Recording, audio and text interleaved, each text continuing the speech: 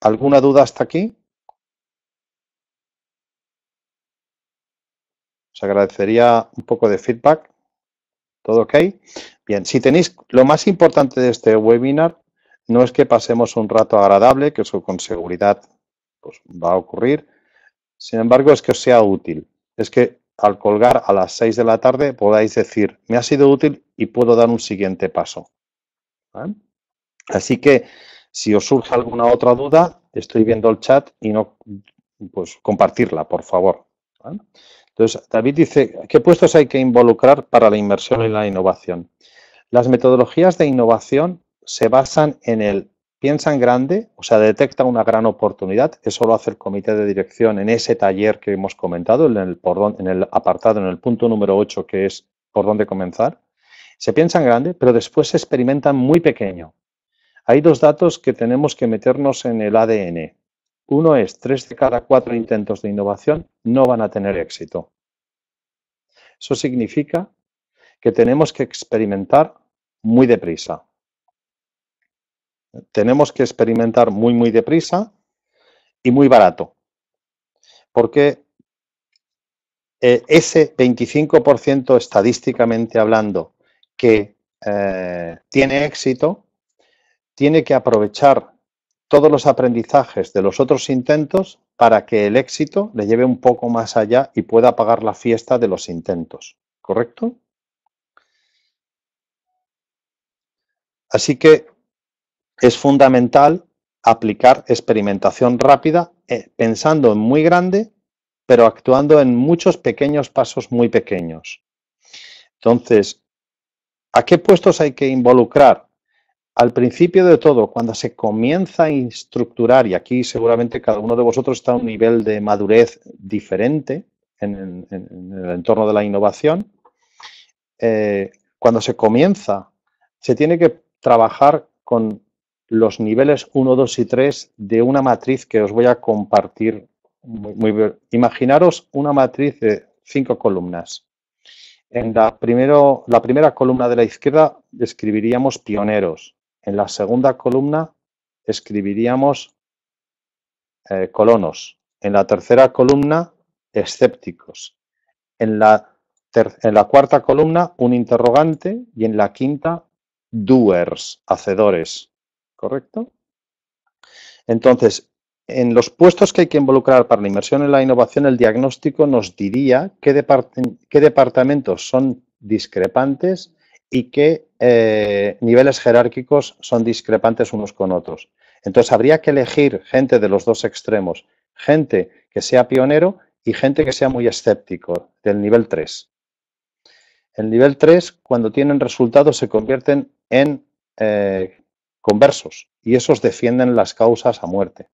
Así que el primer paso es qué puestos hay que involucrar. Con el diagnóstico en la mano, podríamos deciros a cada uno de vosotros los primeros equipos que han de empezar a movilizarse para actuar de manera diferente y aprender conceptos, métodos y herramientas de la innovación, que es tremendamente simple, son muy simples, muy intuitivos. Han de ser de nivel 1, nivel 2, nivel 3 de perfil, pero además han de ser elegidos de departamentos y niveles jerárquicos que elegiríamos en base al diagnóstico, de aquellos que sean discrepantes. ¿Sí?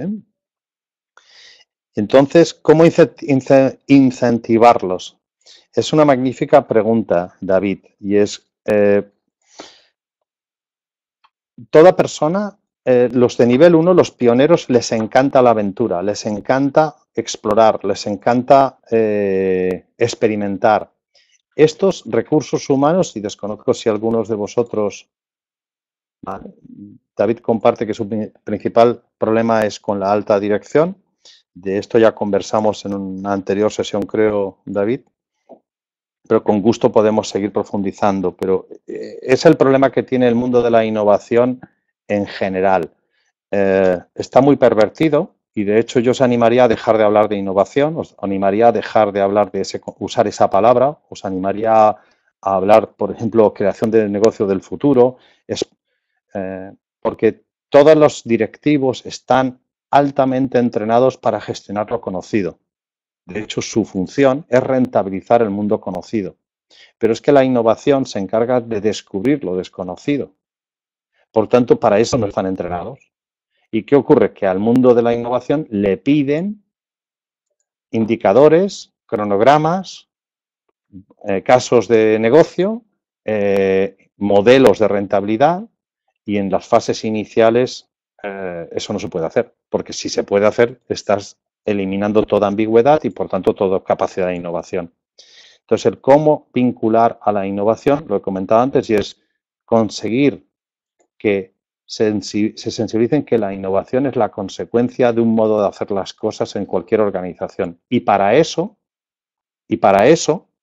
hace falta diagnosticarse.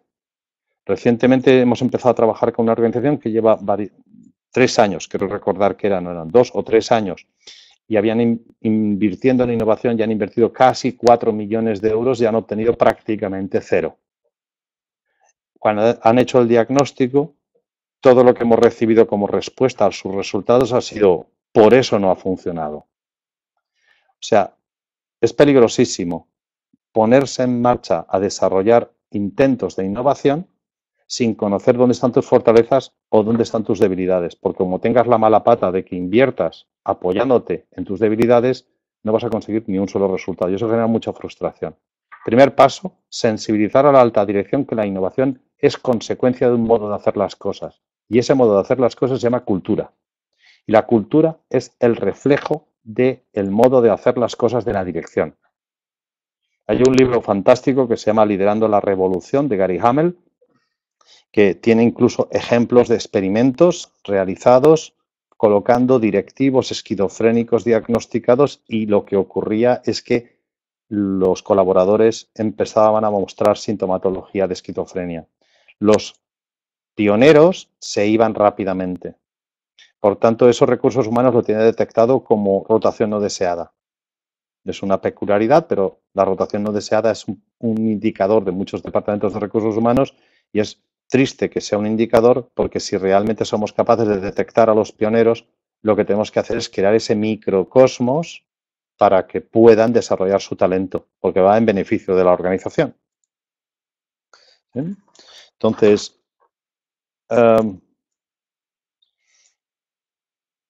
Nicolás se ha incorporado y ¿hay un patrón que muestre elementos fuertes y verdes de su cultura dependiendo del tipo de industria?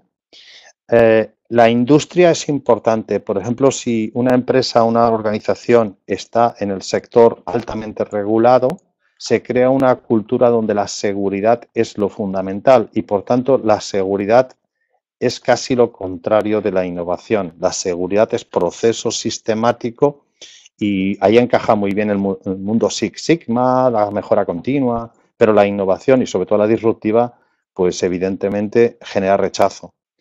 Pero el gran descubrimiento en estos 12 años o más de 12 años que tenemos de experiencia es que trabajando con empresas altamente reguladas, donde pasa lo que acabo de describir, que su cultura rechaza la innovación, lo que se nos da es que donde se puede trabajar muchísimo es en procesos internos. Entonces, ojo porque los procesos internos son fundamentales. Y aquí podemos mejorar. Acabo de darme cuenta que estaba respondiendo a una pregunta de Nicolás Novaira, pero el que estáis aquí es Nicolás Ramírez de Dilo. O sea que estás allende los mares. Nicolás, un saludo. Estás en Córdoba. Qué gusto saludaros de nuevo. A ver qué ganas tengo de montar el próximo evento allí con vosotros. Un gran abrazo. Entonces, en un contact center, para los gracias, Nicolás, para los no familiarizados, un contact center, ¿cómo podemos sistematizar? En un contact center dice, porque es muy difícil sacar a la gente de su puesto de trabajo. A ver, lo siento mucho, pero tengo una buena y una mala noticia. La mala noticia es que o la gente define, se les ayuda a definir, se les ayuda a crear una pequeña porción de su tiempo para pensar diferente o no es posible. Lo que no se puede hacer es tocar música y bailar.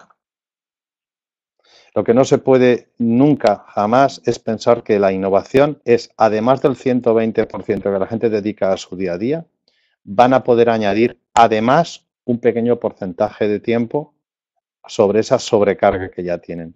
Por tanto, para sistematizar la innovación en un contact center, en cualquier entorno, lo que tenemos que hacer, y la mala noticia es que tenemos que hacer ese esfuerzo, y es que la gente dedique entre 15 y 20 minutos diarios. No estamos diciendo mucho, estamos 15, 20 minutos. En organizaciones en las que trabajamos con solo 30 minutos han generado varias disrupciones, varias aportaciones de nuevo valor que no tenían antes, de muy alto valor para la organización, con solo 30 minutos diarios. Entonces, el mínimo es 15 minutos, óptimo 30 minutos diarios. Lo que ocurre con ese tiempo es que van incorporando un espacio diferente para innovar, para pensar diferente, para experimentar, para compartir, para aprender, para crecer. La buena noticia de la mala noticia es que ese espacio genera unos resultados diferentes, genera mucha team building, mucha serotonina, y no solo eso, sino que además con el tiempo ese modo de pensar diferente y de actuar diferente acaba metiéndose en su ADN, pasa a ser parte de la cultura, y entonces ya no hace falta ese espacio de 15-20 minutos estructurado, sino que ya fluye. ¿Correcto?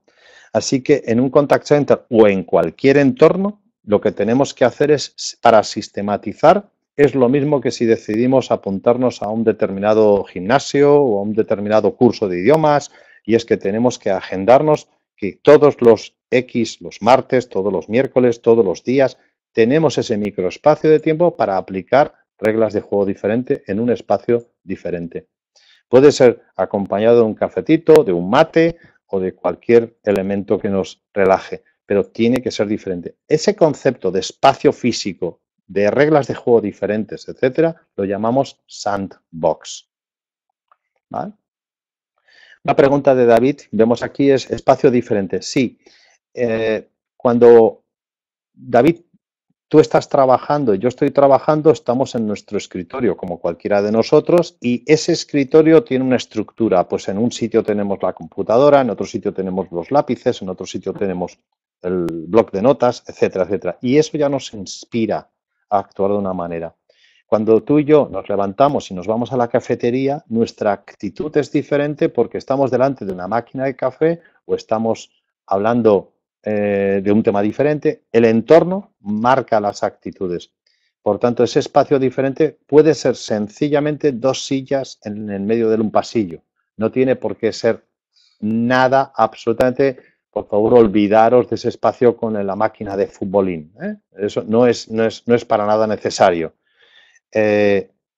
Solo lo único que tiene que ser es fuera de donde estás en ese momento. Porque si en el mismo escritorio que despachas el correo electrónico, haces una presentación, preparas el budget del año que viene, haces cosas muy racionales, te planteas hacer cosas emocionales, no va a funcionar. Necesitamos siempre un entorno donde podamos gamificar, donde haya objetos que nos permitan disruptar. Esto que veis aquí, los que ya lo conocéis, es nuestra drila, y esta drila lo que hace es, aquel que lo tiene, es que ha matado una idea de innovación o una idea de otra persona. Y entonces es como el señalador del asesino de la creatividad. Creatividad es el primer paso para poder innovar. Por tanto, gamificar esto pues se puede tener en el escritorio, pero lo mejor es tenerlo en esas 2 sillas que hay en mitad del pasillo o en una recepción o en, lo mejor de todo, una sala donde esté esa cafetera, ese mate. Tenemos 2 empresas que trabajamos con ellas después de varios años con ellos, que han colocado la sala de innovación en el espacio de la cafetería comedor, porque como ese espacio solo se usa unas pocas horas al cabo del día porque se dedica para comer, pues han aprovechado un rincón y han colocado allí unos pequeños sillones, unas butacas, cada uno de ellos, y han puesto pues unas pizarras para poder anotar con imanes, y entonces cuando están allí las reglas de juego son diferentes. ¿Útil hasta aquí? Dadme feedback, por favor. ¿Vamos bien? ¿Sí? Perfecto. Entonces, aunque muchísimas gracias por el feedback. Eh, Voy a retomar algunas preguntas. No sé si, Elena, tú no aportaste ninguna idea. Si tenéis alguna idea o van naciendo, aportarlas, ¿eh? Elena, inicialmente no sé exactamente qué razón de que estés aquí, más allá de observadora, pero siéntete cómoda y participa como todos. Vamos a ver, tenemos aquí de Carlos, dice, hay unas preguntas interesantes que os compartiremos al final en un PowerPoint que hemos creado, que es, ¿el ser humano está programado por naturaleza para estar cómodo en el status quo? Y luego los cambios disruptivos son siempre mal vistos. O sea, sí, el ser humano está programado para la zona de confort. O sea, es absolutamente humano, todo ser humano. De hecho, tenemos varias empresas u organizaciones en las cuales incluso les hemos ofrecido que hicieran el diagnóstico y han dicho no, gracias, porque sabemos lo que va a salir. Bueno, está bien, es negar la realidad.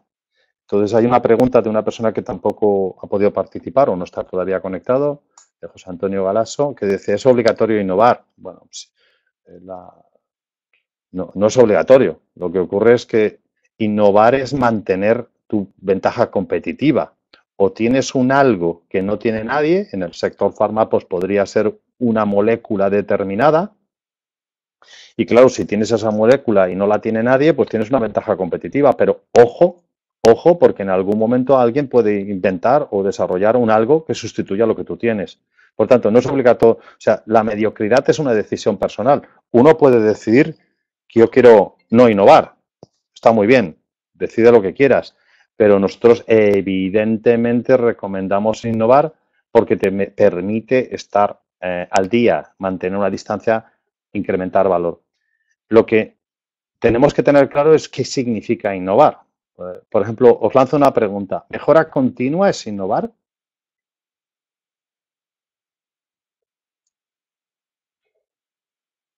Venga, Ángela, David, a ver qué contestáis. Hay 3 personas. Qué bueno este programa. ¿Creéis que mejora continua es innovar? Está en la línea. Cualquier respuesta es buena, ¿eh? Puede que sí. Ah, y no te arriesgues. Está muy bien. De hecho, es el punto más crítico en el cual los autores, los estudiosos, se ponen menos de acuerdo. Yo os comparto mi opinión basada en la experiencia, no en el análisis, sino en la observación de las experiencias vividas. ¿Me acepta? Sí, porque si genera un cambio que permita ampliar el negocio, sí. Vale. Si me permitís un ejemplo, imaginaros que tenéis hijos y que a vuestra madre la vais a visitar con los niños una vez al año. Los niños cada día están haciendo mejora continua, ¿correcto? Pero la madre, cuando los ve cada año, la abuelita, para ella es una disrupción, ¿correcto? Por tanto, basada en la experiencia, y esto es una metáfora, o es una analogía, pero basada en la experiencia, os diré que si toda mejora continua, toda secuencia de mejoras continuas que tenga foco, o sea, que actúe sobre un mismo lugar, acaba transformando ese lugar. Un ejemplo también es un bloque de mármol y un escultor que esté cincelando.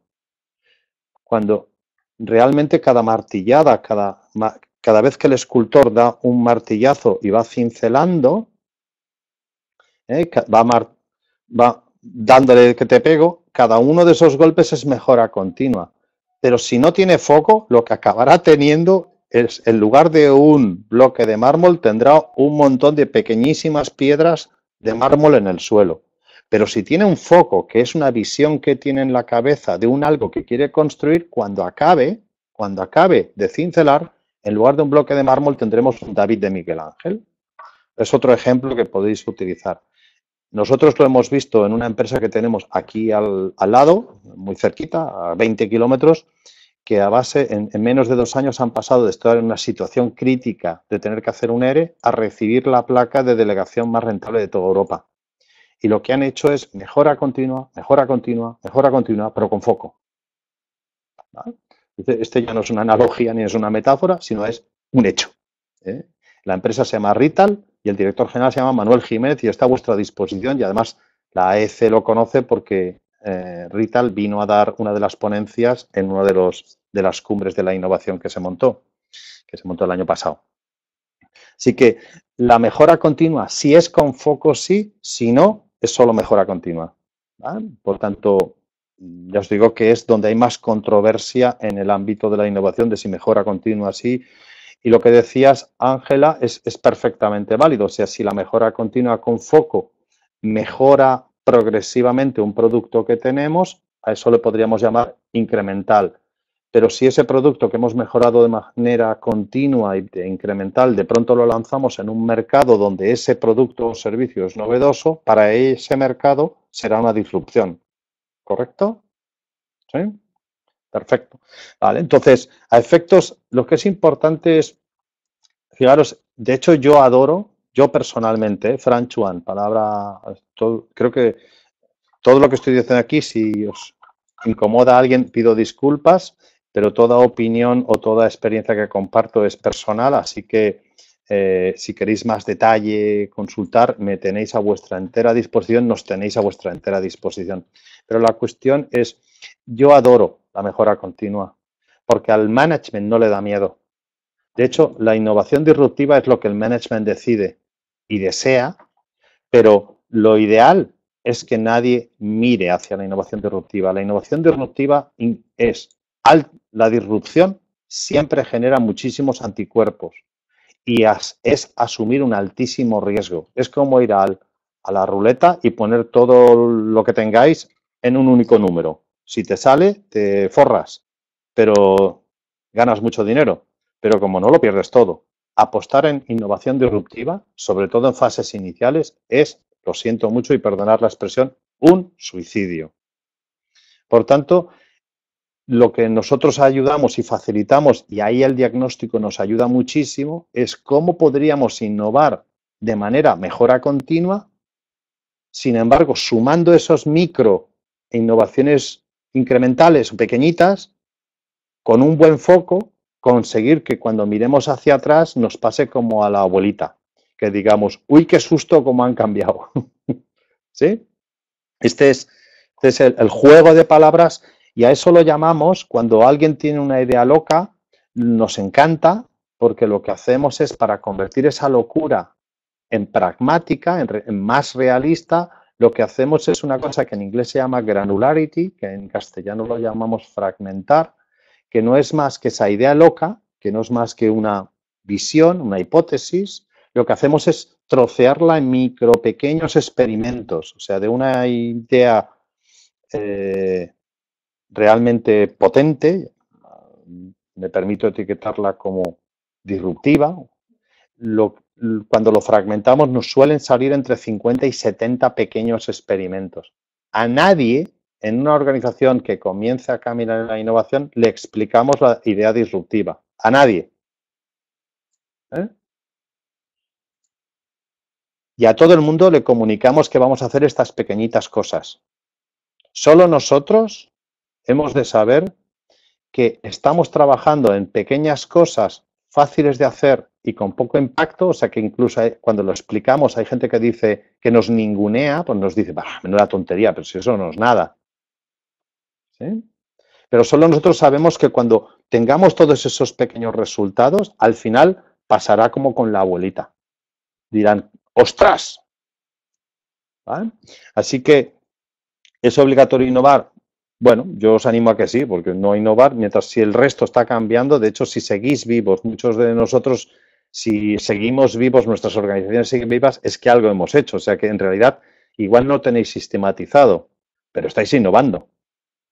Pues si no, ya, si no habéis hecho ningún tipo de cambio, luego me contáis en privado cómo habéis conseguido sobrevivir, ¿no?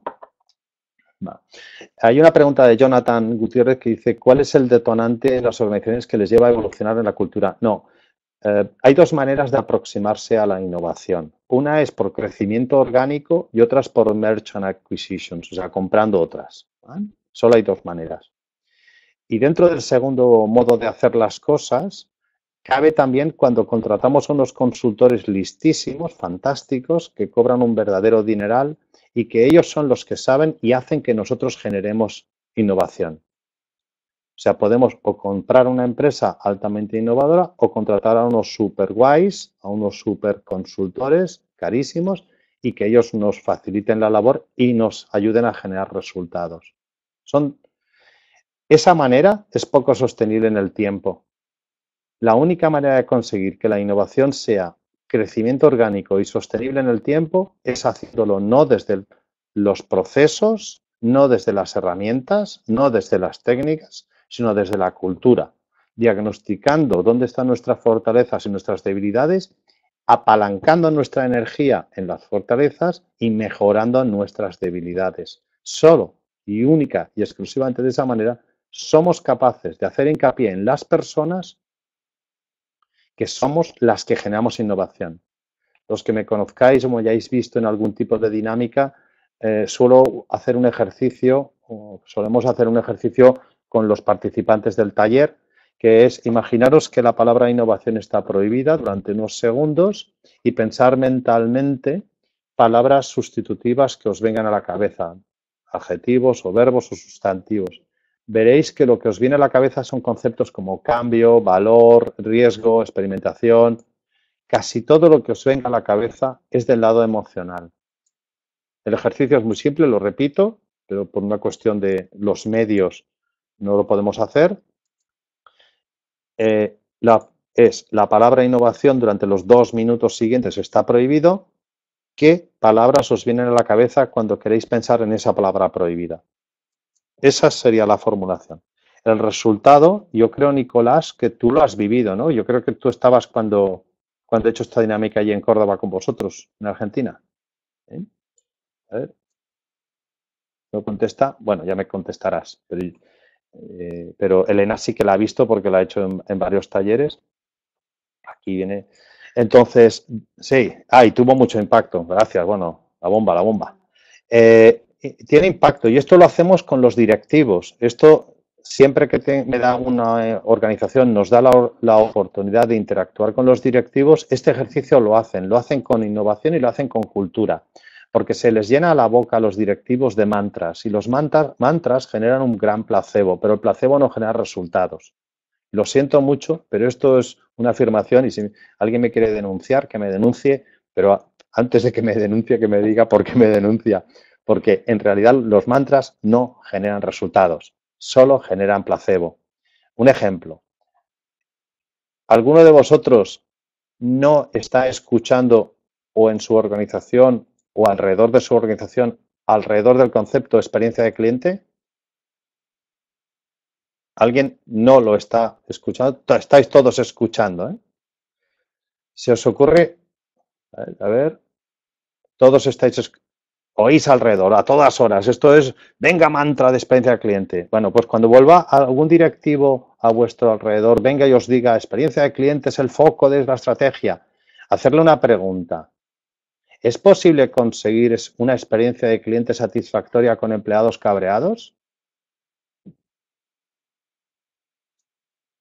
Vale, pues si yo estoy cabreado de la muerte con mi organización o con mi jefe y viene un cliente en el momento, ha pasado mi jefe hace 30 segundos por delante y solo verle me ha puesto de los nervios, ese pobrecito cliente se va a llevar una experiencia de cliente negativa. Así que yo abogo mucho más porque cuando alguien quiera experiencia de cliente me parece fantástico como mantra, pero el plan de acción lo vamos a hacer en experiencia de empleado. Porque empleados con serotonina alta, con un gran compromiso en la organización y donde son escuchados, conocen el propósito de su día a día y además disponen de las herramientas, esos son los que, sin necesidad de darles muchos procesos, van a hacer que el cliente se lleve una gran sonrisa. Yo el viernes pasado di una conferencia en un sitio que me costó encontrarlo. Llego al lugar, era un palacio, un castillo concretamente, un palacio precioso, y estaba perdido. y me acerqué a una chica para preguntar dónde estaba una determinada persona que era la que me tenía que recibir y la chica con una sonrisa fantástica me sonríe, me pregunta por mi nombre, que estábamos esperando. eh, Alicia, se llamaba la persona, está bajando esa escalera a la derecha, la encontrarás enseguida porque llevo unas gafas así. Eso es una experiencia de cliente fantástica, pero sin la sonrisa de esa chica, las indicaciones me hubieran sido útiles, pero ahora mismo no estaría compartiendo con vosotros esta vivencia. Que es una tontería, es gratis sonreír. Pues cuánto nos cuesta sonreír. Así que la gran reflexión aquí es, hay que evolucionar una cultura. Lo lamento, para nosotros nuestra metodología dice que la innovación es consecuencia de la cultura y no al revés. Y para que la innovación sea sostenible en el tiempo, hay que, y por tanto sea un crecimiento orgánico, sin gastarse gran dinero en consultores externos o en compras de otras empresas, sino que durante largo tiempo seamos capaces internamente, hay que focalizarse en experiencia de empleados en el entorno de la empresa con el foco en la innovación, dotando a los empleados de propósito, herramientas y, por supuesto, de autonomía y feedback. La cultura va cambiando. La cultura no es más que el reflejo de a qué dedican el tiempo y los recursos y el modo como se hace de los líderes. Aquellos que estéis en organizaciones jerárquicas donde todo pasa porque alguien decide, pues ya sabéis, allí no se mueve nadie sin que ese alguien decida. Y aquellos donde no, tenéis mucha autonomía, pues la cultura es muy, muy diferente. Con esto he respondido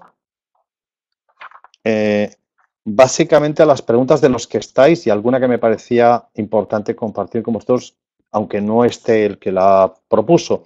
¿Hay alguna otra cosa que os gustaría en estos 15 minutos que nos queda? Pues lo importante no es que yo os cuente, sino que os llevéis cosas para poder hacer cosas, que el tiempo que estáis invirtiendo sea rentable. ¿Hay alguna duda que os gustaría despejar, bien porque la hayáis expresado o bien porque os haya nacido en este tiempo?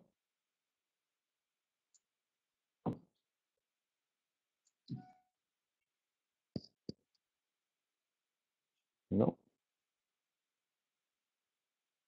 Ah,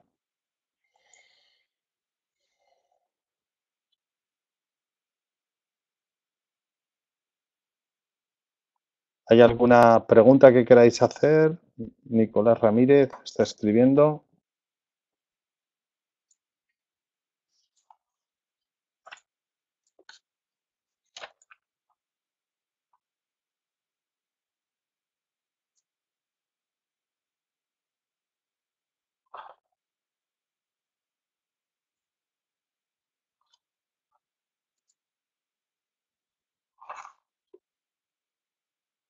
Ángela, con lo que tú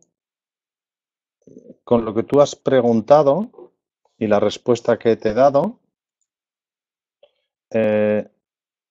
perdón, hay una pregunta, sí, te quería preguntar si ya tenías respuesta para cómo involucrar a la dirección, pero veo que hay una segunda pregunta que me había olvidado, que es, primero, estrategia y la sistematización o la sensibilización, ¿correcto?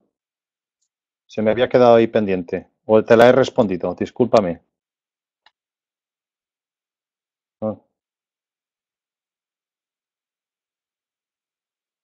Ah, está respondida, fantástico. Primero siempre sensibilización, después estrategia y luego paso a paso sistematización, fantástico.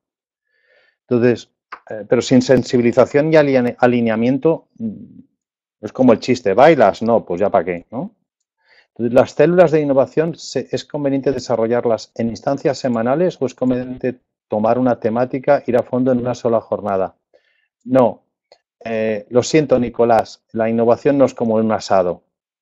Los asados te los comes de un tirón, la innovación es pequeñas dosis. Si te comieras un asado como gestionaríamos la innovación, el último trozo de asado seguramente estaría helado, frío. ¿Sí? Entonces, las células de innovación tienen que trabajar siempre en instancias, más que semanales, lo que sí que diría es casi todos los días, o al menos cada 2 días, muy poco tiempo, que tengan pequeñas interacciones. Ahí nos ayudan muchísimo las metodologías ágiles, Concretamente, el viernes pasado hubo una ponencia muy interesante en un plenario, perdón, la semana pasada, no el viernes, la semana pasada hubo sobre sistemas ágiles. Entonces, las metodologías ágiles, si no estáis familiarizados, se basan en gestionar microfragmentos de manera muy rápido y por tanto lo que se hace es dedicar muy poco tiempo pero muy periódico. O sea, es como hacer deporte o quitarse peso. Es mejor, ves todos los días al gimnasio, aunque sea media hora, que todos los días, que no ir solo los viernes 6 horas seguidas. Entonces es siempre mejor hacerlo en micros, pequeño, pequeño, pequeño, todo muy pequeño. De hecho, no sé si os, no sé si os es útil otra afirmación, pero os voy a compartir dos que nos son de mucha utilidad para alinear y sensibilizar a directivos y al entorno. Una es: innovación no es ir a ningún sitio. O sea, nunca defines dónde vas. Porque si defines dónde vas, estás definiendo probablemente ya el camino y por tanto estás dejando muy poco margen a la innovación. Por tanto, la primera afirmación es: innovación no es ir a un sitio en concreto, sino es dejar de estar en un determinado sitio. Por tanto, tenemos que determinar: me voy a poner a hacer las cosas de manera diferente porque quiero dejar de estar en este sitio y las razones son las que sean. Por ejemplo, estoy en el mundo del precio, cada vez hay más competidores, están apareciendo productos o servicios sustitutivos, etcétera, etcétera, etcétera. ¿Sí? Tiene que haber razones. Fijaros que al definir las razones estamos definiendo los indicadores, llamamos indicadores de huida, de por qué me quiero ir. Significa que cada vez que experimentemos, podemos ir validando si me estoy alejando de esas circunstancias donde no estaba cómodo. ¿Sí? ¿Se entiende? Por tanto, la primera afirmación que hará el equipo directivo es: innovar y entorno y a vosotros mismos no es ir a ningún sitio en concreto, sino es dejar de estar en un determinado sitio. Si yo estoy aquí y quiero ir hacia David, pues probablemente la razón es que no es que quiera estar con David, es que en realidad quiero dejar de estar solo. Por tanto, vaya a donde vaya, estaré mejor mientras esté en un sitio que sea diferente a solo. ¿Eh? Eso es crítico, porque la innovación, nos dicen los directivos muchísimas veces, es que queremos innovar para ir a tal mercado con tal producto. Y digo, bueno, ¿y dónde está la innovación? Si me defines el producto y el mercado, me cuesta ver dónde. Solo me queda innovar en proceso, pero eso no tengo ninguna garantía de que sea eso. La segunda afirmación que os quiero compartir es que en innovación no existen proyectos, existen experimentos. Es lo que en Lean Startup se da en llamar el MVP. A base de microexperimentos voy validando hipótesis y voy afianzando mis aprendizajes y mi aportación de valor.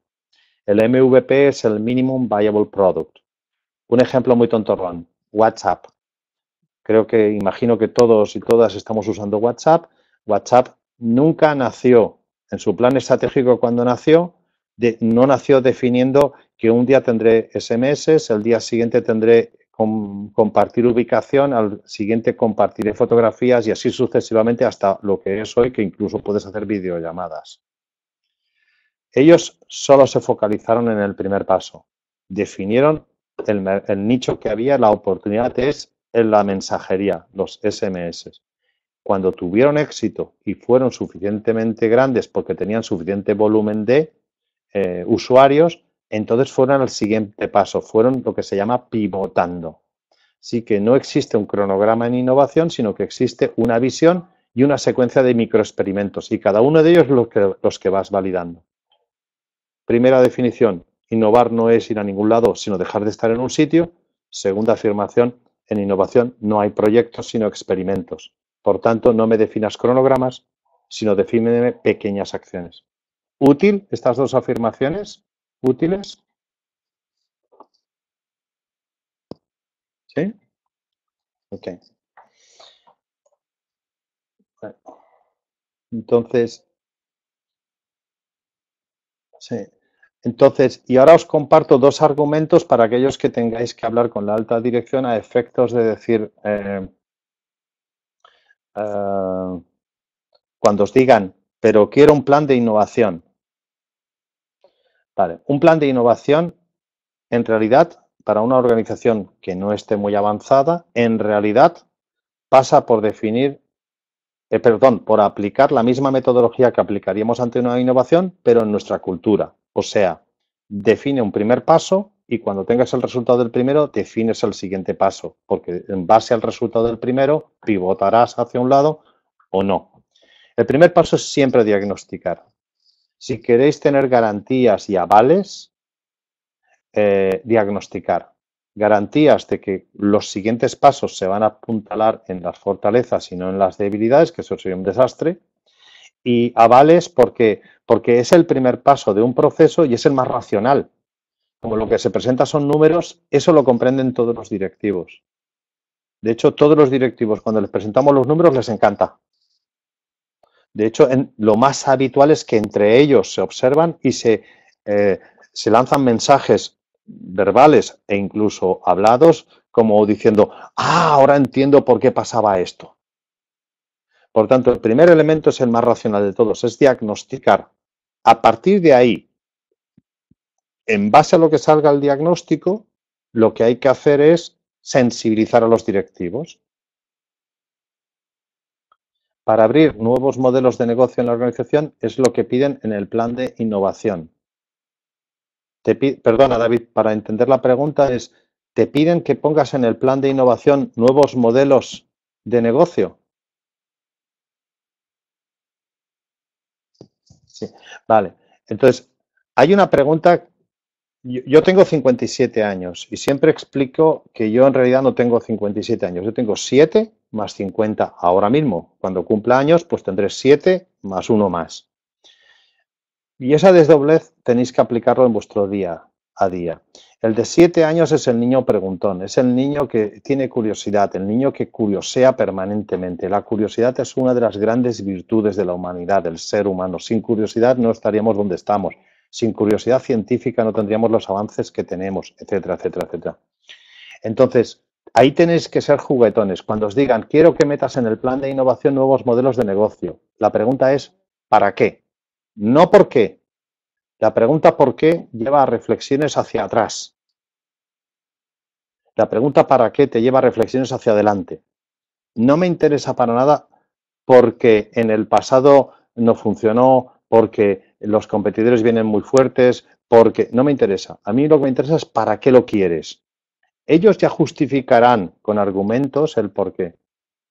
Pero el plan de innovación tiene que contemplar no modelos de negocio, porque eso es como contemplar en un plan de innovación ser más felices. Claro que toda organización quiere nuevos modelos de negocio y nuevos mercados e incremento del margen. Yo no conozco a ningún directivo que cuando le pregunto esto en un taller me diga, no, yo no lo quiero. ¿Y quieres nuevos modelos de negocio? Sí, claro. Pero se puede innovar en productos, se puede innovar en servicio o se puede innovar en modelos de negocio. Y la ambición de los directivos es que quieren las tres cosas. Lo siento mucho, pero yo tengo los brazos que tengo y puedo abrazar lo que puedo abrazar. Y elígeme un eje y sobre ese trabajaré. Y si me dices modelos de negocio, te preguntaré ¿para qué quieres modelos de negocio diferentes? Porque de esa manera conoceré los indicadores que me van a permitir estructurar un plan. ¿Sí? Pero David, Ángela, Nicolás, etcétera, a todos, incorporar en un plan de innovación nuevos, cualquier acción que no sea conocer el punto de situación en cuanto a mi cultura, es ir al segundo tipo de innovación, que es o bien por contratar consultores que nos hagan el trabajo o bien comprar organizaciones que satisfagan lo que queremos. ¿Sí? ¿Aclarado? Muchísimas gracias por el feedback, David. Faltan 2 minutos para las 6 y el tiempo es... Sí, muchísimo. Pero he de dejaros ya. Sí, estamos todos ahí. Tenéis a Gemma, el diagnóstico es el primer paso para cualquier cosa. será un placer estar a estamos a vuestra entera disposición y Elena y Nicolás, de nada Elena, un placer como siempre. Nicolás, un saludo, me cansaría de decir nombres, pero un gran saludo individualizado a cada uno de ellos, un verdadero placer y hasta cuando gustéis. Si tenéis más dudas, nos enviáis otro correo electrónico con vuestras dudas y montamos otro webinar, que eso es siempre un verdadero placer. Hasta pronto.